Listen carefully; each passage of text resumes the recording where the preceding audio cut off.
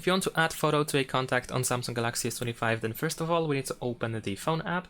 Now let's go to contacts in the bottom right corner and let's select the contact for which we want to add a photo. So let's say I'm gonna choose this one and press icon on the right side.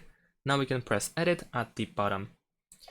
In the top right corner you will find the profile image, so we can tap on it in order to change it. And you can use one of these Galaxy avatars over here, or you can open the camera in order to take a photo and set it as the contact photo, or you can choose gallery and pick a photo from the gallery. So let's say I'm gonna choose this one. We can reposition, of course, the photo. We can zoom in and zoom out as well. So let's say I'm gonna set it like that and press done. And next we need to save at the bottom and then once again. And that is all. Keep in mind that the contact cannot be saved on a SIM card. If you have a contact that is saved on a SIM card, for example this is mine, and if you try to edit it, you will see that there are pretty much no customization options. There is no way to edit the photo.